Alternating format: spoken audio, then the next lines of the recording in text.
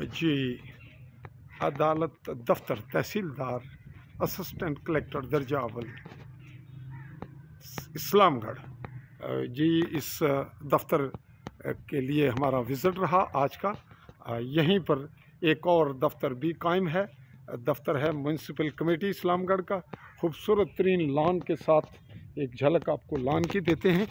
ये है इसका गेट और ये गेट के साथ ये इसकी पार्किंग हल्की सी और ख़ूबसूरत तरीन लॉन इस दफ्तर की खूबसूरती के साथ ही इसके तहसीलदार का दफ्तर। जी, जैसा कि आप देख रहे हैं बाकायदा पार्किंग की बेहतरीन जगह और यूँ ये आज़ाद कश्मीर और पाकिस्तान का झंडा, खूबसूरत लॉन की एक इस जानिब से झलक और एंट्रेंस।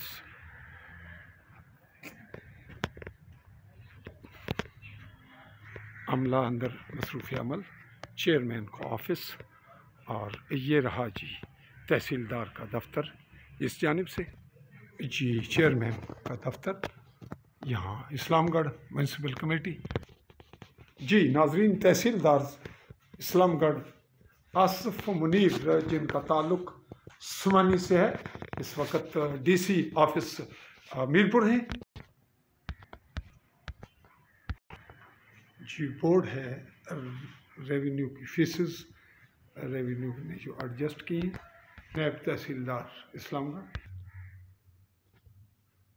जी नाजरीन, हम चूँकि तहसीलदार साहब यहाँ मौजूद नहीं हैं, आसिफ मुनीर साहब नायब साहब मौजूद हैं, इनसे तारुफ देते हैं। जी अस्सलाम वालेकुम जनाब। वालेकुम सलाम। सर आपका तारुफ जी? जी अल्ताफ़ हुसैन, नायब तहसीलदार इस्लामगढ़। तो इत्तेफाक से तहसीलदार साहब आज रुखसत पर हैं। रुखसत पर हैं।